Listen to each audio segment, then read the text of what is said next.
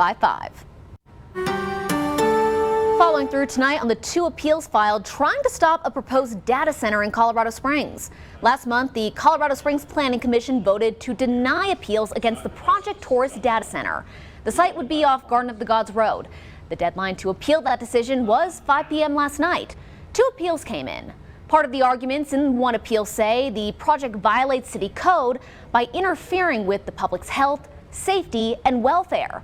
Also that a sound study was done insufficiently, and the project violates treaties between the U.S. government and Native American tribes. Now, the second appeal claims that the city broke its own rules, saying the approval was granted by the wrong authority, that noise studies were based on the wrong equipment, and that utility requirements were underestimated. City Council will now consider these appeals. A date for that hearing has not been set. And these appeals are part of a movement all across the country protesting data centers.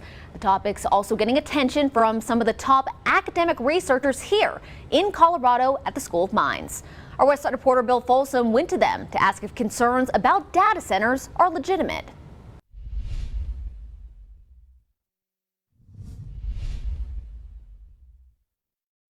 Hours of comments at the recent Planning Commission meeting dominated by some pragmatic arguments and many more emotional ones opposing a proposed data center on Colorado Springs West Side. This data center is fundamentally incompatible and disharmonious with a residential border. And I'm sorry, but I don't want any more of my money and my resources going to greedy billionaires who lie.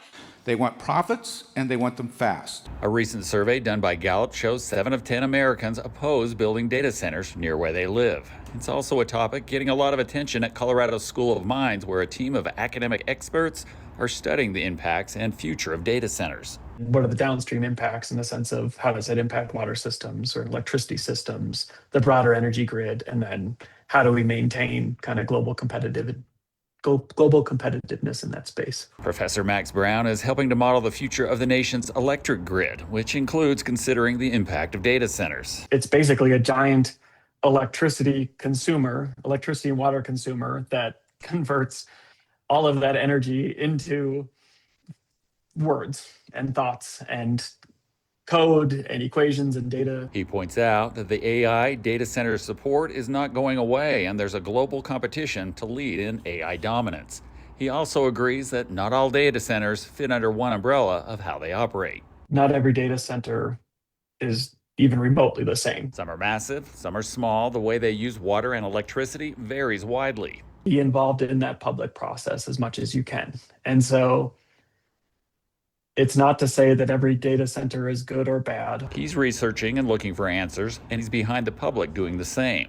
For impacts on factors like the power grid, he says there are advantages in Colorado over other states because most information is available to the public and it's highly monitored and regulated by the state. There's a very different landscape across the country for how reliable that grid is going to be, what consumers are charged, and the process to get there is very different in Colorado than it is in Texas, than it is in North Dakota. At the School of Mines, research is about finding a balance between what data centers provide and the resources required. I'm Bill Folsom, your West Side reporter. And remember, our News 5 team is in your neighborhood, from the West Side to Central Colorado Springs and Pueblo. Scan this QR code to find your neighborhood reporter. Tessa is gearing up for its